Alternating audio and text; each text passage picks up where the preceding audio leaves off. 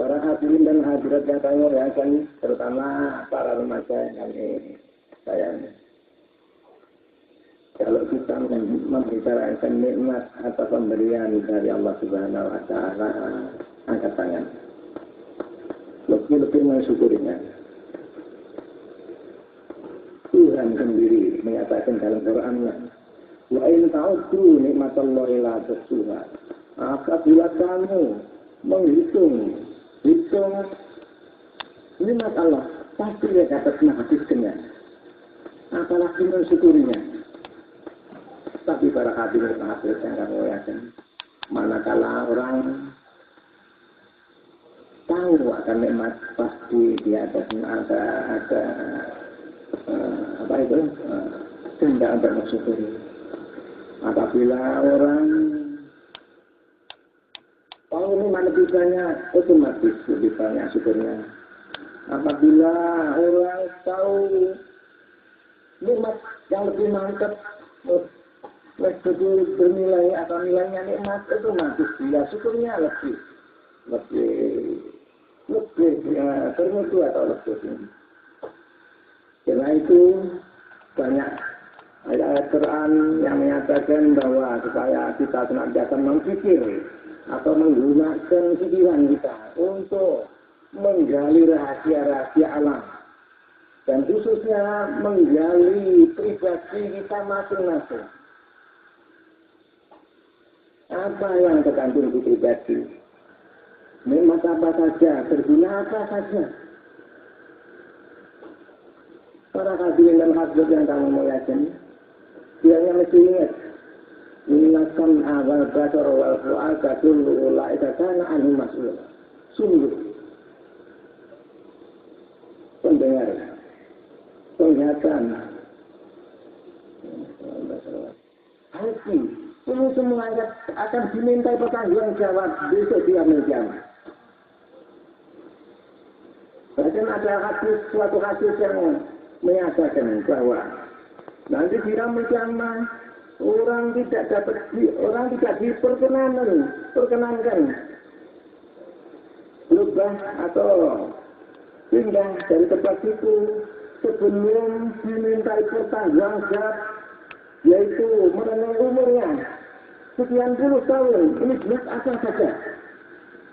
Sekalipun hanya satu detik ini dimintai mana yang sedetik, mana yang satu jam tidak ada, mana yang satu hari, dan seterusnya.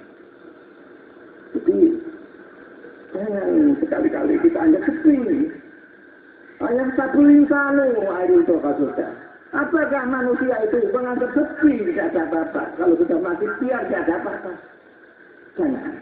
Sungguh nanti terjadi apa-apa yang jauh lebih jelas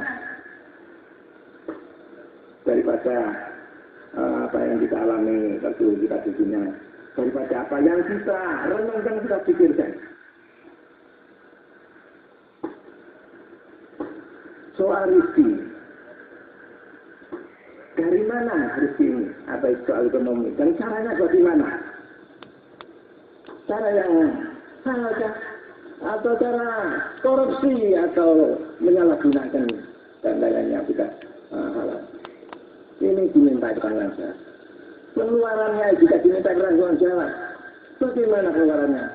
Apakah ini pengeluaran yang untuk dinasti dengan sia-sia atau memang betul-betul lillah-lillah? Ini juga diminta pertanggungjawab para hati-hati. Bahkan diberi nafsu ini diminta pertanggungjawab. Kamu dulu saya beri nafsu. Yang maksudnya ini suatu kendaraan yang tapi banget apa betul sudah untuk manfaatkan untuk berangkat ke fakiru ilallah Rasulullah sallallahu alaihi wasallam, ataukah untuk salah gunakan untuk linafsi dinasti. Nafsu yang bermacam-macam tabiatnya, tabiat bahimiyah, binatang buas, syaitoniah, rububiyah atau ananiyah.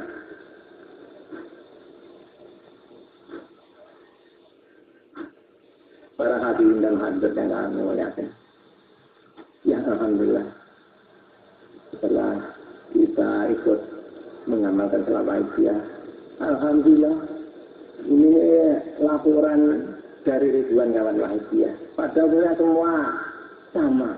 Alhamdulillah sebentar kami ikut mengamalkan dan menjalankan salat Aisyah jauh lebih maju, lebih baik daripada sebelumnya. Sekalipun masih jauh daripada apa yang kita harapkan.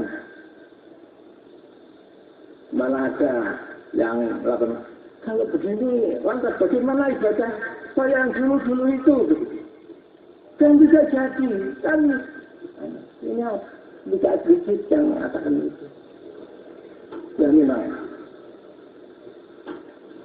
soalnya bila ini penting sekali. Kata Imam Ghazali, malamnya tahul fil minahaya kana musiran al-abair wa in amilan ma amila wa walaya. Barang siapa yang belum mengetahui ilmuku ini dengan konsekuensi akhirnya diamalkan, bukan teori saja, dia berdosa besar.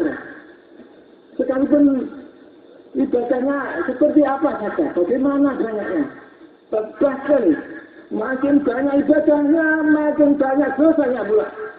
Makin banyak ilmunya, makin banyak dosanya pula. Kata Imam Ghazali. Ya memang kalau kita pikir begitu, yaitu kalau tidak ilah ini malum, otomatis segala ibadah yang dijiwai oleh ilah ini semua bukan ibadah, itu namanya kan mas, yaitu mengecek kepada Allah Subhanahu Wa Taala. Ini suatu ibadah pengabdian untuk disalahgunakan. Ini kan suatu secara kasar boleh dikatakan suatu ejekan atau penghinaan kepada Allah Subhanahu Wa Taala. Soal gila, jika orang tidak ada rasa gila waktu mengamalkan suatu amalan atau perbuatan itu, otomatis ini berlaku. Saya begini, saya begitu. Para hadiah, bukankah ini suatu ujub dan mungkin ada kata berikan ujub atau membanggakan. Ini suatu perbuatan yang merusak ibadah. Artinya ibadah yang ada ujubnya ini tidak diterima oleh Allah Subhanahu Wa Taala. Untungnya kalau tidak diterima begitu saja, tapi di samping tidak terima, ibadah yang didasari ujub ini nanti dijadikan siksa untuk menyiksa pada orang yang bersangkutan.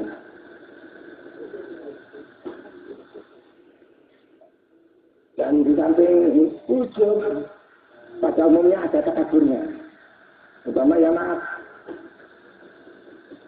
saya bicara di sini atau membaca Quran di podium, itu para hadirat mendengarkan, otomatis saya membaca para hadirat yang mendengarkan. Kalau merasa begini, otomatis ini rasa takabur, rasa ujub ini otomatis, dan rasa riya ini. Bahkan para hadirat kalau tidak hati-hati, perasaannya sudah lillah-lillah, tapi sebetulnya lillah-lillah itu mungkin sekali para hadirat, mungkin sekali. Maka ya maaf, mari kita sering mengadakan introspeksi atau makin mendalam penelitian.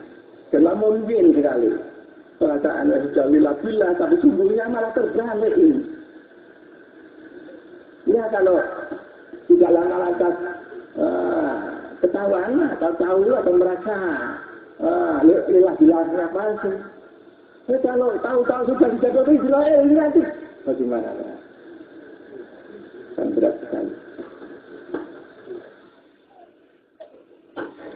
Para hadirin dan hadirat yang kami muliakan. Ya Alhamdulillah. Kita mengamalkan suatu Aisyah maupun menyiarkan secara gampang, dalam cara praktis. Dan selawat ini sekalipun ada ibadah yang lebih baik daripada selawat, yaitu salat. Tapi selawat ini mempunyai ciri khas yang tidak dimiliki oleh ibadah lain. Di antaranya ciri khas yaitu sekali membaca selawat spontan mendapat syafaat Nabi Sallallahu Alaihi Wasallam. Alangkah bahagianya orang yang mendapat syafaat beliau Rasulullah Sallallahu Alaihi Wasallam. Tapi alangkah celakanya orang yang tidak disyafaati oleh beliau Rasulullah Sallallahu Alaihi Wasallam.